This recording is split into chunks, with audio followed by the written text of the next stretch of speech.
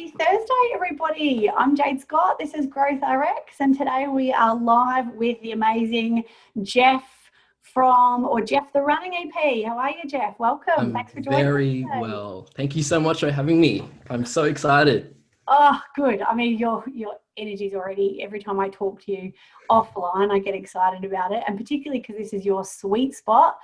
We're going to talk today and dive in a little bit more into communication, and in particular, making communication a superpower, which I love.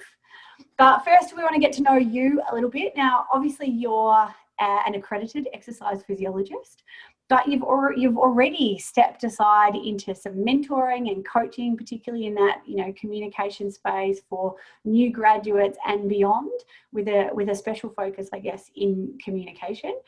And you're also working one-on-one with clients. You're doing lots of free content. You're all over Instagram at the moment. I guess first, before we go into it, but how did you form your love for communication, I guess?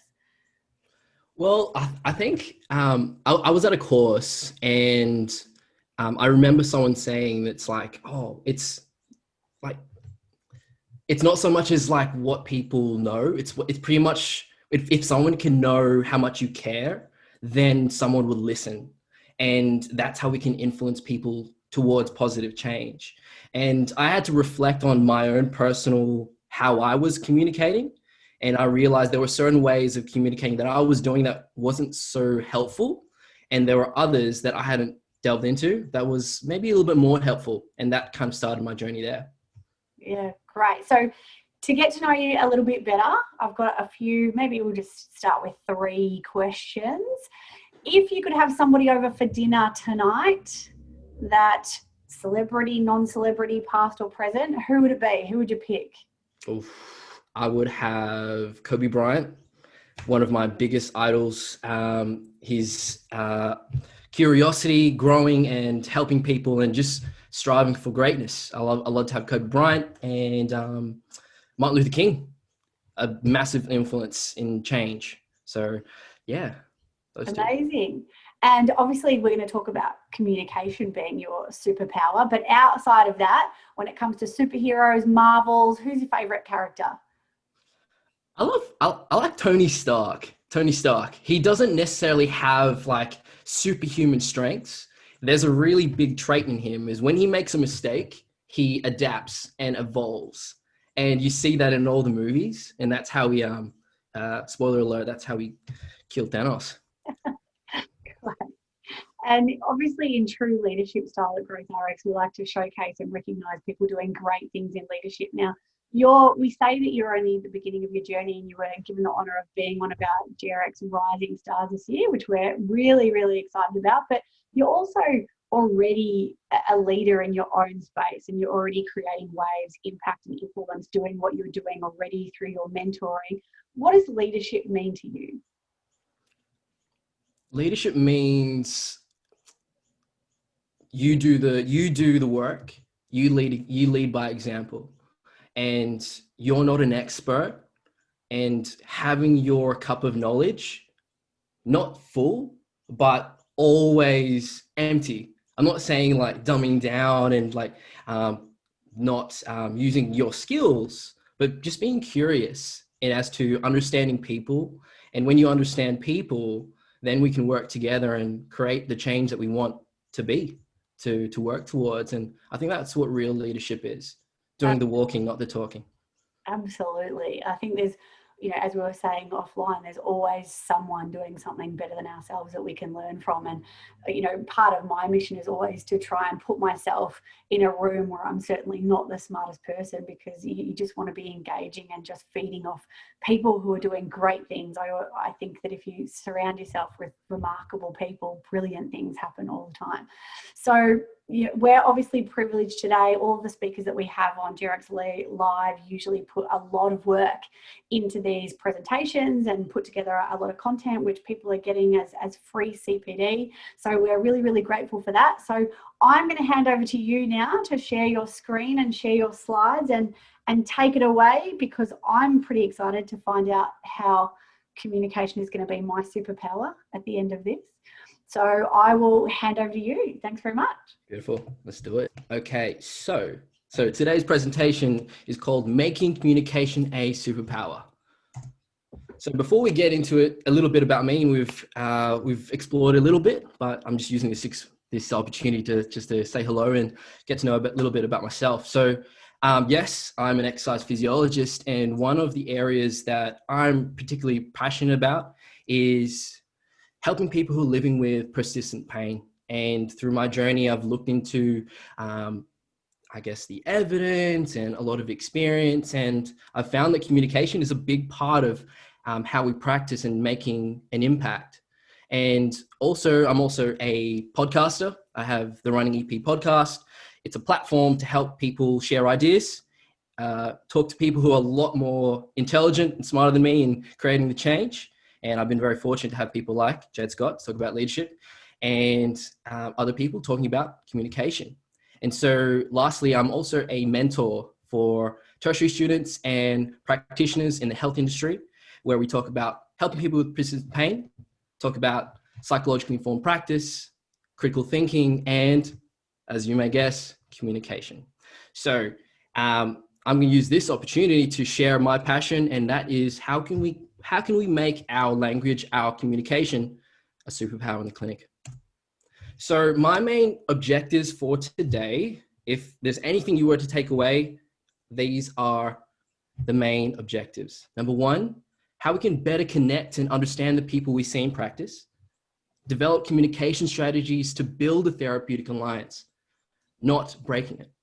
And how can we facilitate and create an environment, an atmosphere that's honest and genuine, where we can have those really authentic communication or authentic engagements and conversations about behavior change.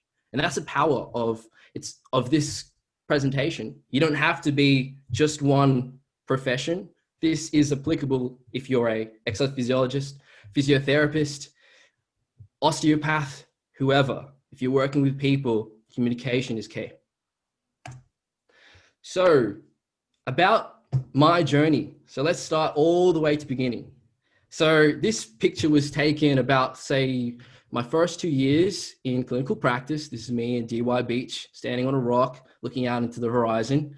And my main purpose as an exercise physiologist was to use my clinical skills, use my knowledge and resources, my experience at the time to empower, to influence people, to help people pivot and live meaningful and purposeful lives. I had to push them. I had to motivate them, use my knowledge to create change.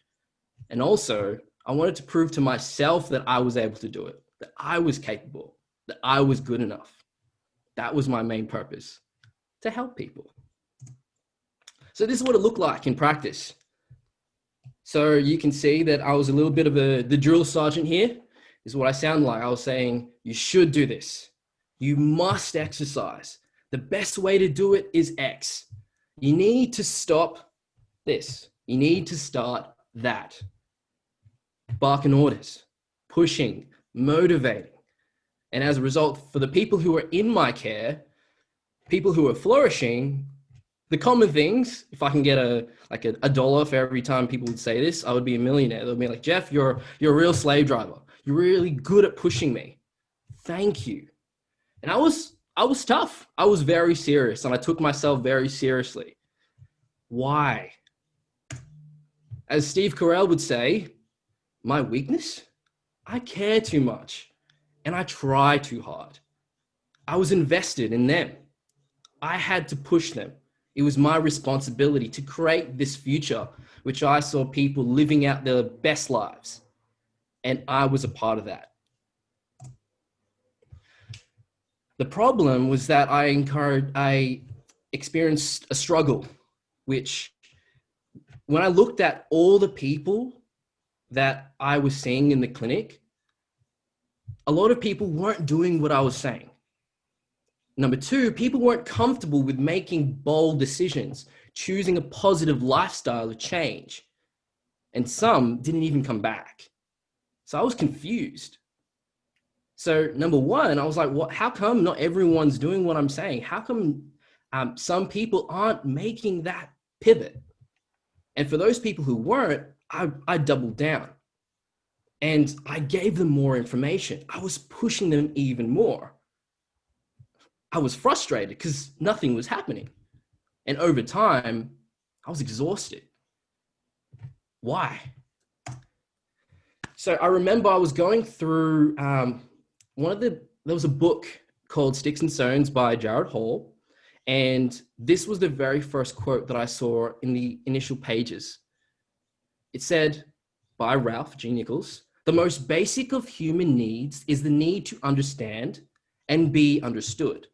So the reason why I put this here is if I wasn't helping people make change, I need to go right to the beginning. What are the basic human needs? So the need to understand and be understood. Am I actually understanding what their expectations are? Am I giving them the resources, the information, the skills that they need to be understood? Am I listening to them? Am I taking in their concerns? Do I know their hopes, their dreams, their visions, their values? Or even just, am I really meeting them where they're at? So I came to a point where I reflected on my practice, what I was doing. And this is what I found. So the first one, number one, I was interrupting and doing the work. Doing the work meaning I was doing most of the talking. And as a result, I was giving them little space to speak. And why I was speaking, part of it was proving my worth. And when they were speaking, instead of listening and gathering meaning, I was thinking about not so much what they were saying, but what I was going to say next, how I was going to respond. So was I listening? I don't think so. And with the words that they did tell me, the information that I gathered, I was filling the gaps really quickly with my own confirmation bias. And I was only skimming the surface. And with all the pieces, with the very limited information that I gathered, I accumulated and pieced together this picture that was an inaccurate picture of the future or picture of the person in front of me, the client, their world. Really, I was in mine. And number three, I realized that I was creating a divergence. I was going a certain direction and the client was going somewhere else because I had a picture of them, their world, which was not true, wasn't their truth. And I was quick to assume, quick to piece together, and quick to create a treatment program, a rehabilitation program that lacked meaning, a program, exercise, or an intervention that didn't really take into consideration the person as a whole. So a bit on unsolicited advice. Let me move this. So here you can see a lady on the road, truck coming. The guy goes, just focus on the things you can control. Is that really helpful? Is that the information that she needs? Is that what she wants? Is that going to help her? So we think back. People tell us what to do, and we might not believe it. We might not want it. We might not have asked for, given their permission to receive it. And so as a result, what do we do?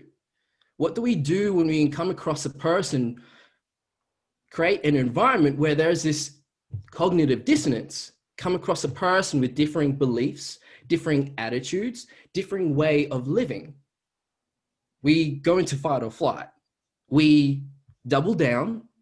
We even keep doing more of things we're already doing. We might even attack, defend what we're doing, or even turn our back and go the other direction. So who honestly likes being told what to do? If they don't believe it, they don't want it, I don't know. So I came to a point, and I came across this this point at a course from the guys at great guys at iMove.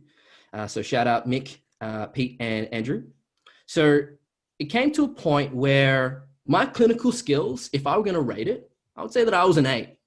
So I knew the pain science. I knew the evidence behind what I was doing, right? I would say it was in like an 8. My communication score, my ability to connect was a 4. And overall, my score as a clinician was a 4. So it didn't matter how much I knew, how passionate I was about it. I was ultimately limited by my ability to connect. There's an amazing quote by Tony Robbins, and it's this: to effectively communicate, we must realize that we are all different in the way we perceive the world, and use this understanding as a guide to our communication with others. So long story short, we're all complex, we're all different, we're not robots. So that means we might need to consider communicating in the way that the person wants to be spoken to, not how we want to be spoken to. So this is me. I'm a sea captain going through the North Pole, and I see an iceberg. The iceberg being the person who comes through the clinic. And as we know, what we see on the top, is that the whole iceberg? This is their world that I was seeing in the clinic before. And then we realize there's a whole lot more. Under the surface, when we dig, when we explore, this person has their own unique concerns, ideas, relationships, beliefs, experiences, hopes, expectations, values, or even their just unique contexts. So if I wasn't taking that into consideration and creating an exercise program, is this really individualized? Does it actually have meaning? Will it create impact? So now that meant that I needed to do less wrestling, less pushing, less lecturing, less educating. Of course, education is a big part at the right time. Less motivating. So it's really fighting with this person. I do less of it. And from a motivational interviewing standpoint, this means I need to resist the writing reflex. The writing reflex being our inherent need to just help. When we see someone with a deficit, when we see someone in need, we don't question it. We just go in and give and help, give information, give resources without a question. This person is a deficit, an empty vessel that needs to be filled with information. And now I had to switch my mindset from less so the standpoint of like a dictator or a practice of a paternalistic one, where I was higher than the other person. I was at a position of authority and seeing this person as a deficit, but more so creating a partnership, a collaborative one. So yes, as the practitioner, I do have experiences, resources, ideas, knowledge, beliefs. That's important. Own it. The person also has their own unique experiences, their concerns, resources, expectations, ideas, and beliefs. They're a person. We're different. That's the client. That's the person we're working with. So not so much as seeing this person as a deficit, an empty vessel, but more so in an abundant mindset. Someone with so much information. Maybe they have too much information and they just don't know what to do with it. They need someone to help guide them and connect the dots. And they can only do that when they're working with someone in an equal playing field. I was really fortunate on my Running EP podcast to have Stephen Malcolm Smith come on. He's a motivation interviewing educator and mentor. And he said this: I've come to believe that people do things for good reasons, and I'm curious as to what these reasons are. So when I heard that, I thought, I have my truth and how I see the world, and the person in front of me, they have their truth. That's true to them. Just because they might be different, it doesn't necessarily mean they're wrong. They're just different. So let's work with it. Let's explore it, be curious, and understand them. Because to them, what they're doing, they might have some really good reasons behind it, even though it might not be ours or we might not agree with it. Let's be curious. So, how do we approach it? So I think when we encounter someone who comes into the clinic, that's a great privilege, understanding their stories, to see ourselves like an explorer or someone going on a hike for the first time. You've never done it before.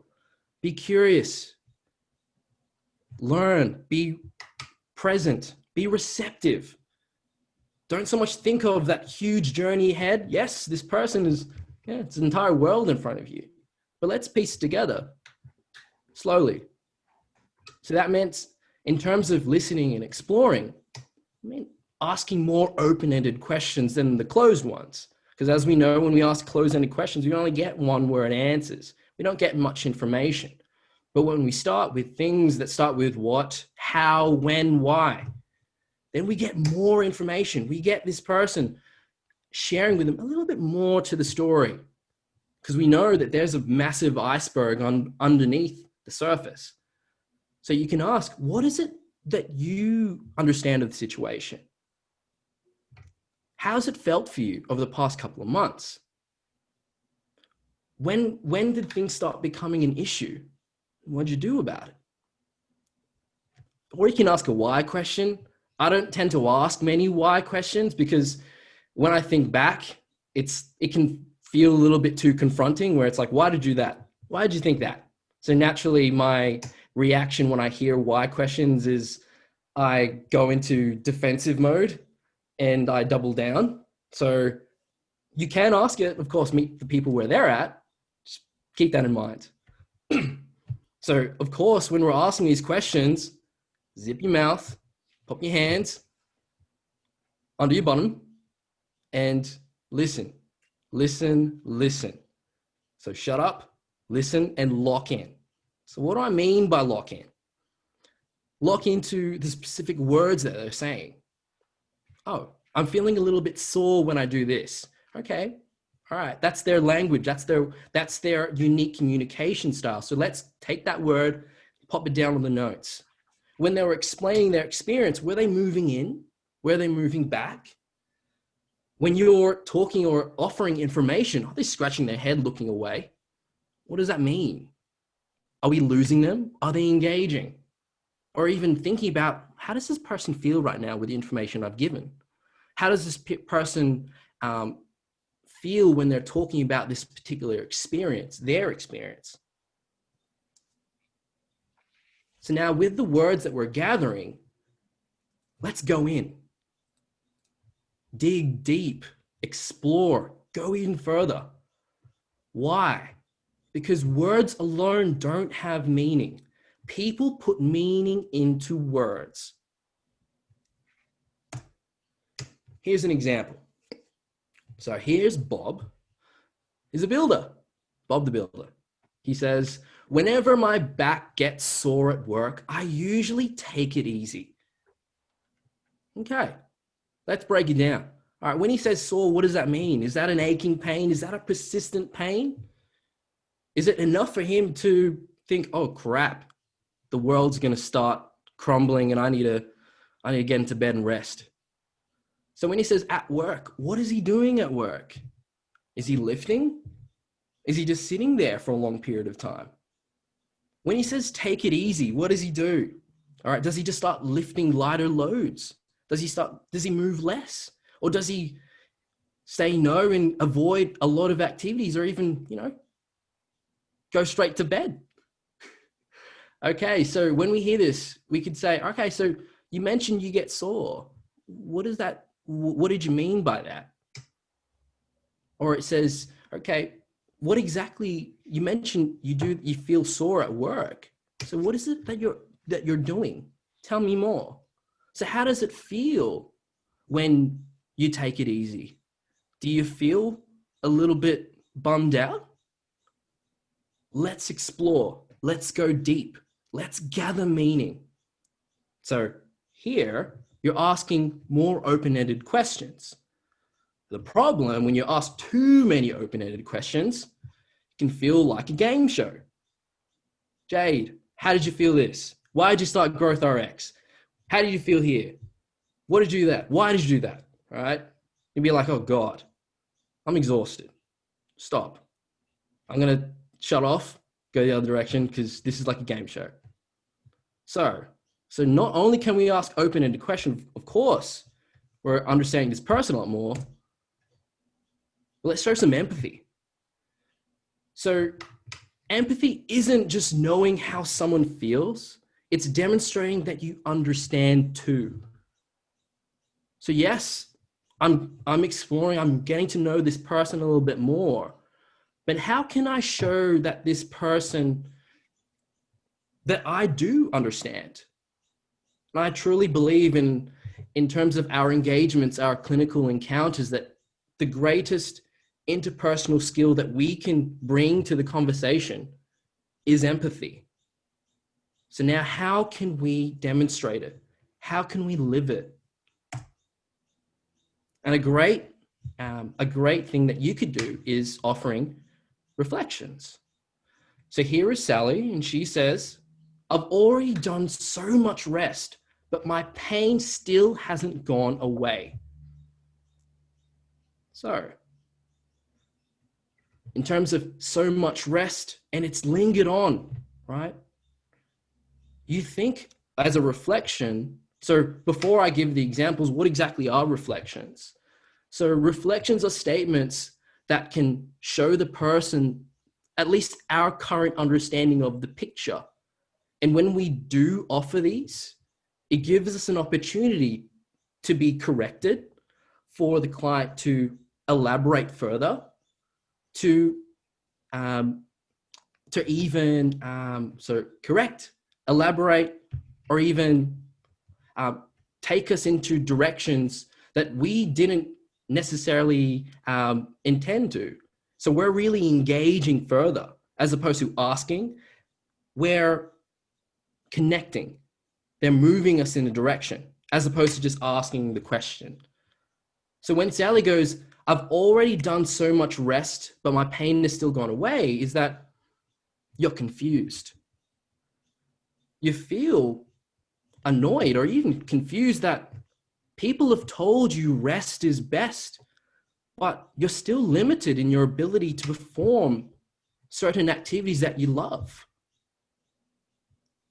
You can offer a double-sided reflection, being like, on the one hand,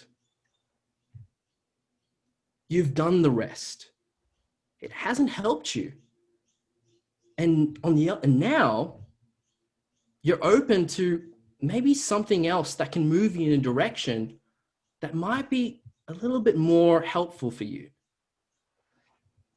So here, with reflections, we're expressing emotion. We're giving out a guess as to what we think the picture may be. And of course, we might not get it right. And again, this is an opportunity for us to be corrected. And in terms of our clinical encounters, when we get it wrong, someone might be like, oh, that's bad. I got it wrong. They're going to hate me. Again, we're getting a more accurate picture of this person. We're trying. And who honestly would say that, oh, Jeff he's trying too hard and trying to understand my story. So we're actually creating a picture that's more accurate in order to create an intervention that's more meaningful. So one of the early adopters of motivational interviewing, Carl Rogers, he said this: the curious paradox is that when I accept myself just as I am, then I can change. So that means if we can create an atmosphere, an environment that's non-judgmental, an engagement that's exploring all aspects of this person, their ambivalence, why they're not changing, why change might be hard, their concerns about it, its potential disadvantages, then maybe we can start having a more constructive discussion about why what they're currently doing might not be serving them, why change, making bold moves that may be important to them, has reasons to move them in direction that's meaningful. And why? Because we've created an atmosphere of acceptance, of safety. Who would honestly want to talk about their doubts, their insecurities, their concerns when the practitioner isn't meeting them where they're at, isn't really accepting them for who they are, when they don't trust this person? So now we realize once we've gathered a more holistic image or picture of this person, we realize that change is more complicated than we once thought. I know it says exercise here, we'll get to that. And there was this amazing example when I was at a course and we were talking about motivation interviewing, and it was this. There was an example of someone who was trying to quit smoking. And the counselor in this example asked the person, what is it about smoking that you enjoy? And then I sat there listening to the story and I was like, why would you ask that question? Like, surely you just talk about the advantages of smoking, the positives, or even why smoking is bad, of what, like why giving up smoking has all these health benefits. And so when we think about someone who's trying to quit smoking, do they already know the health benefits if they quit? Do they already know the detrimental impacts to their health if they continue what they're doing? I would say, yeah, it's on the packet. So if I keep telling them the information, right, am I telling them something they already know? So in this picture here, even though it says exercise, we tend to focus on the advantages of change and the disadvantages of not changing. But why not? As an exercise physiologist, for example, I'm biased. Exercise is good. Motion is lotion. What about what are the advantages of not exercising? What are the advantages or disadvantages of exercise? So if we're going to look at the advantages of not exercising, it could possibly be, oh, I don't get hurt in the gym. I don't get judged. I feel safe. I'm doing the things, I'm continuously doing what I currently enjoy right now, even though there are other things that I enjoy. In terms of what are the disadvantages of exercise, what could that possibly be? And I'll leave that to the audience. All right. So now, when we give someone the opportunity or the platform to feel heard, respected, and understood, this creates an opportunity or an environment that fuels trust, rapport. It builds therapeutic alliance. And over time, as we build that, the conversation becomes even more genuine, even more authentic. And as the person feels even more respected and heard, trust, rapport gets better, the conversation becomes even more authentic. We get so much meaning, their values, their concerns, their vision. Then the treatment becomes incredibly individualized. It becomes incredibly meaningful. I'm going to finish with this quote. I've learned that people will forget what you said, people will forget what you did, but people will never forget how you made them feel. So it's not so much as what we say, it's how we do it. It's how we connect. Thank you, Maya Angelou. So I know the presentation is unlocking, making communication your superpower.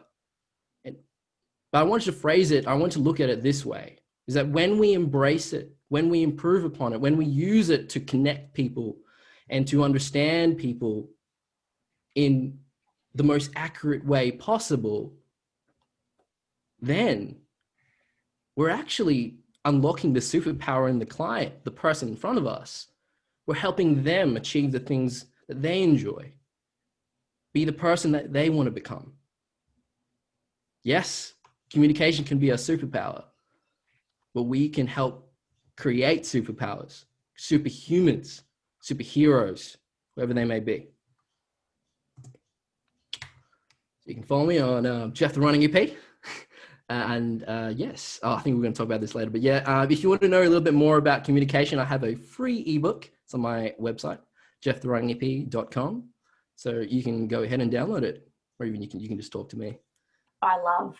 And I think after being in practice for 2 decades, we often hear the same thing, but to have new voices coming out, refreshing, inspiring, empowering voices saying the same thing but a different way with a different spin on it, I'm constantly learning.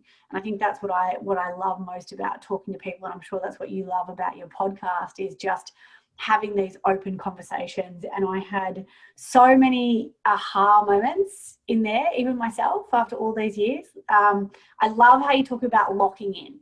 So, the listening and the exploring, and then, sort of some of that mirroring, motivational interviewing is really important. Now, I guess if I was asking you a question and how to extend on that, there's a lot of people doing motivational interviewing. Is there something that you feel like, and this is not even a new graduate thing, this is sort of been around and more at the forefront the last couple of years, but I think there's a lot that even practitioners out in practice for some time could learn from these open-ended, deep conversations, as you put it.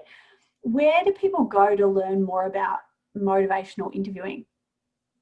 Well, of course, there are a lot of resources out there on the internet for free. But I think for me personally, I was very fortunate to meet people, do courses myself, and actually practice it. I think it's one thing to know it, but it's a completely different different game when you're actually doing the work. And of course, as we know, right, we can be very entrenched in, or even stuck in our own bubble and seeing things a certain way, but having people to guide us, to give us fresh perspective, and knowing that there might be another way of attacking a situation. So yeah, there's courses with, like, say, for example, as I quoted Stephen Malcolm Smith, or even doing my communication course where I go over motivation interviewing. Awesome. Okay. Shameless plug. I think that the extension of that is you, and I guess, and I certainly don't want to patronize you in saying this, but being so young but so wise is probably one of the first things that I want to say about you. I admire you because you are so self-aware, which is a huge component of emotional intelligence and leadership and all that sort of stuff rolled into one. But my question to you, because I certainly think leaders are born and made, and I'm going to go as far as to say that I think you're a born leader, and a lot of this is quite innate. These attributes that you're showing when it comes to that self-awareness and reflection in a clinical setting, some of this, am I right in saying, probably comes easier to you because it's your personality, and tell me if I'm wrong, but what about people that you deal with and that are in your mentor program who aren't necessarily emotional beings themselves? And yet we know from what you're saying that connections and relationships and building rapport and trust are really important in a clinical setting. What's your advice to those people that are just, I'm just a reserved person when it comes to my emotions? And we know that it's not about them, but it's really hard to step into that space of being open and sharing and encouraging others to do so. What's your advice there with a new graduate or a practitioner that says, I just don't like to go deep? Yeah, I was, when I started as a practitioner, I was very like, nah, good vibes only. I don't want to feel this discomfort. I don't want to have these uncomfortable conversations because it's, I don't like it, right? And so now the question is like, how can we expect people to open up and be flexible and share quite intimate conversations if we ourselves are very rigid, if we ourselves are very locked into only one way of living, one way of communicating, or even one way of feeling? And so my advice would be this, like, better understand you, better understand like your behaviors, how you approach uncomfortable situations. Do you run away? Like, if you do, why? And if you attack it head on, like, I firmly believe when we look into the areas that are uncomfortable, there are, or even say, for example, a breakup, right? Like, why would we want to like replay that in our mind? Why would we want to explore it? In that situation, there's so many things that we can learn. And that's the same with our, in how we engage, how we talk. Like, if we're avoiding it, then we might be missing out on key lessons that can make us grow. And that's just communication. So as a whole, I would say get to know you, understand how you feel, and other ways of expressing yourself. Because if we only know how, like, one way of living, one way of connecting, then we're only limiting ourselves to people who are like us. So if we're very flexible, then we can effectively meet people where they are instead of expecting people to meet us. And why would we have that expectation in the clinic? I would say, let's be person-centered, not it being revolved around us. And that was me when I started my journey. As you heard in the presentation, it was less about me but more about them, but also me being flexible in how I communicate and connect, because everyone's different. Yeah, and I think that's one of our greatest strengths that we can have as human beings, as practitioners, is our greatest strength is knowing our weaknesses. And that's one of the things, and that's where you started. And I think it's really humbling to say, hey, these are all the things that I was doing wrong. This is where I've grown. And in my efforts to grow, I've then been able to look at things a little differently. And that's when you kind of segued into your iceberg concept, which I love. And that's where we start out. It's very easy to see what's in front of us. I guess my question, the extension of that is, what if as a practitioner we do see something that the patient doesn't see? With our professionalism, our background, our experience, what if we do see something that they don't? And I know that it's all open-ended and you can build that trust and all the rest of it. And I think when you build that trust, you can probably deliver things in a better way that they're received. How do you tackle that when you have got someone that is resistant, when in a way removing the ego, when you do know better because you are more educated and you are more experienced? How do you tackle that part of the iceberg? So your question is like, I might see more potential. I might see the greatness in this person and what they can potentially do. And now, how can I use it when they think they don't have the tools? Yeah. I think I could tell them, I could give them the information, but as we know, it's like, I don't see it. Like, I don't get it. Like, no, right? I think in order to get people to pivot, they need to experience it themselves. They need to like slowly, gradually, in meeting them where they're at. And when they do experience it, when they do even the slightest bit of change, how can we reflect and even affirm certain things that they might not see? I'll give you an example. So say, for example, I had one person, they were in the clinic, they were living with knee pain and they were doing squats. They're going up and down, right? Arms across on their chest, across their body, going up and down. Things started feeling a little bit iffy, started getting a little bit of discomfort. And what they did was they put their hands on their thighs and pushed off their thigh to get up, right? And then at the end, they were like, oh, yeah, that was a terrible session. Like, oh, I don't think I did that well, right? But in there, I saw that. I was like, mate, like you were flexible in your ability to tackle the situation, right? And that's an awesome trait. You see an outcome and you're prepared to do something and adapt your action to achieve it. That's awesome. So in there, like, we need to be locked in and seeing things that they might not see. It could be affirming strengths that they just brush off. And that just means we've got to be incredibly locked in. We've got to really listen, not just the words they speak, but also the external non-verbal cues. Yeah.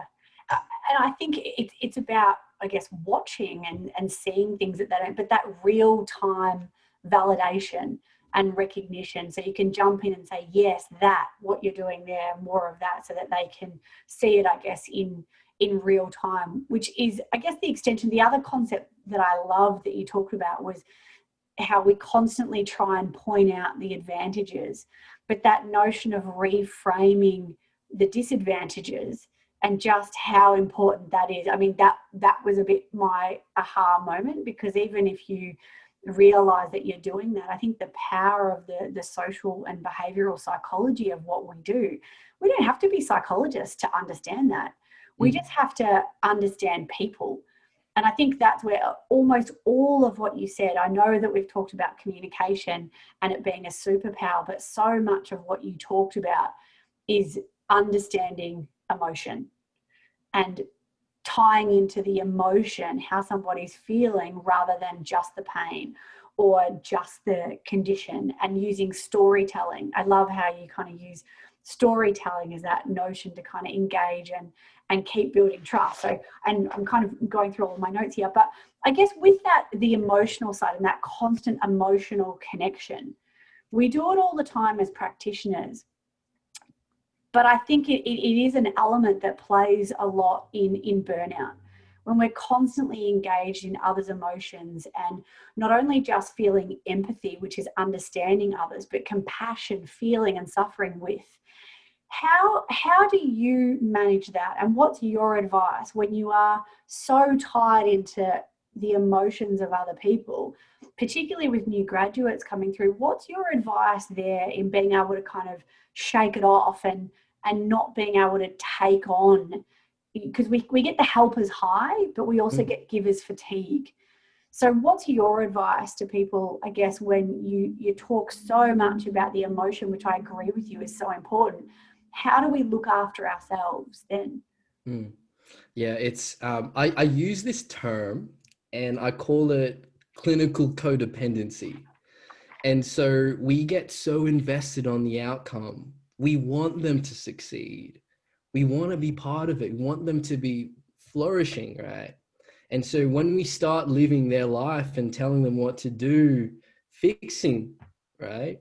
Then what happens? We know the journey is non-linear. There's going to be setbacks. And so when the setbacks happen, when things don't go according to plan, then not only do our clients or the people we see feel bad, we take the hit too. And I remember I was talking to a practitioner and he was like, I take all the hits. Like when something goes wrong, when they get a flare up, it's on me. Right. And of course, what we know, when like there's a lot of aspects in someone's life that we don't have control stuff. And we see people in the clinic for even just a brief percentage of their day or even their week or their life, things that we can't control. And so my advice would be is that we can't make people change. We can't tell someone what to do. We don't have control of what people say and do, right? They have a choice. respect it. And so when we know that, of course, we're going to be like connecting and going into really deep and maybe intimate like parts of a conversation, right? Then we'd have to learn how to detach. We like when we bring things home, it's like, oh, I don't think I did that well. Like, okay, let's create some distance with the thought. Let's say, okay, I'm getting the thought that I'm not good enough. All right. It's not that I am not good enough. Right. That's that thought sticking to us. And it hurts. And of course, we know these thoughts, these experiences, right? They come and go. And we know that these might be telling us something, helpful or unhelpful, right? So now, overall, if you are getting burnt out, number one, are you really invested? Are you maybe too invested? Like number two, right? Can you detach from it? Understand that you don't have control of everything, right? And so number three, what you do have control is yourself and living out your values, doing the things that you enjoy. And if you're doing too much of things that you don't enjoy, going against the grain every day, every week, then I would say, all right, look at your schedule, question, do I need this right now? Can I adapt and modify? That might even mean if you're in the clinic and you're getting super burnt out, and I've had this chat with a lot of practitioners and even like clinic owners, like have the conversation with your employer. If things are hard, it's can you work together? And I think the power of this presentation, it's not just creating meaningful, effective conversations with our clients, but just the people in general who we work with. And I'm sure like yourself, Jade, like there's how many personalities, how many different people that you lead, different beliefs and values that you'd hope are in line with the business. And so how can we get these unique individuals to work towards things that they enjoy and help people in the community without hurting yourself in the process? And I think we do hurt ourselves in the process because it's human nature to just make assumptions based upon what we know. So we do it so often, I think, in private practice. We assume that we need to fix somebody. We assume that somebody wants to be fixed. Even that notion, that term of being fixed is destructive in itself. And I think it's getting a lot of airtime at the moment where people are stemming away from that fix-it mindset, which is really great. And I love this, and I dangled the carrot, you took it, because I love how you talk about codependency. So, I mean, for those people watching, codependency, how do we define that? Because as a practitioner who's been treating for 20 years now, I've got some patients that have been coming to see me for a decade, and maybe, and I wouldn't see it as being hurtful or harmful, and I'm certainly not overly invested, but you know, is codependence only when it is bad, or can you have a positive codependent practitioner-patient relationship? Oh, I think you can have situations where someone's guiding you and giving the things that are working towards your own personal values. Definitely, yeah. And it can work, and people can be like, oh yeah, thanks Jeff for giving me all this information. I really needed it. Thank you so much. And yeah, like those engagements, it can help. I think when I define codependency, and when we look into our goal to help people self-manage and feel empowered to live their own lives in the best way possible without me, when I create the atmosphere, or even like my position in the engagement where I'm essential to you, I'm so important, I'm the only one who can do this. Either you're the only one who can really help me, or you're the only one that's like that needs my help, so to speak, right? And so when you start living someone else's life, the impact of that is you start to forget you, like all the stuff that's important to you. And then stuff like, especially with say, with burnout, people start forgetting their own personal clinical boundaries. They start saying yes to a lot of things. They forget to say no to certain things that are background noise, things that aren't that important to them right now, where there are so many things that give fulfillment and value and purpose, where you can actually put your time, effort, money into. Yeah. And I think a great way to end, and I guess to tie it all up, is the importance of everything that you talk about are communication skills, soft skills, interpersonal skills. My question to you, and I'm not looking for evidence, I just want to know where you sit on this, and there's no right or wrong. Is there a balance 50-50 between the physical therapy component that we apply and just the relationship, empathy, personal response that we offer? You know, is it 80% of what we do not hands-on? You know, where is that perfect balance in your eyes? Are you more therapeutic with your words than with your skill set, is my question now. Like, is there a balance? Is it 50-50? Is it 80-20? My answer to that is whatever the person needs. If they want me to be incredibly, if they're in from a standpoint of like, yep, just tell me what to do and I'll do it. I'm ready to go. Let's do some exercise. Let's chit chat. Let's go. All right, I'll meet you where you're at. All right, less talking. All right, but I still have the skill to be flexible, and if I meet someone who's more, I just need some reassurance, I need someone to listen to me, then yeah, it might be 80-20 at that point in time. Because the journey goes up and down, and of course we don't know where we're going to go with every engagement, who we meet, and that's the excitement, right? Like the uncertainty of the situation. We might even go places that we didn't think they were great, but they really were fun. Yeah, and it's a great way to end. Our value is what a person is willing to pay for, and it is. It's what they want, and so the best practitioners are the most adaptable in the room, patient-centered, depending on the outcomes that they want, not our preconceived notion of what they need. So, I mean, in that respect, if you can nail that, I couldn't agree with you more. Communication is a superpower. And if you get it right, I think just like any superhero, you can be a little bit unstoppable in the treatment room and just, I guess, in life in general. It's awesome. So, I mean, I know I'll be exploring with my team a lot more about your mentorship program, but where can people find that? So you're on Instagram, the Jeff the Running EP again, and your podcast. How can they find that? Is that through your Instagram as well? Yeah, so you can find me, Instagram is my main platform where I put out content in. You can find my podcast on Spotify, iTunes, Buzzsprout there. And yeah, my mentorship, you can either have a look at it. You can find links on my Instagram. You can find out everything on my website. And that's an 8-week weekly program. So there's the mentorship where I go over psychologically informed practice, communication, musculoskeletal rehab, and critical thinking.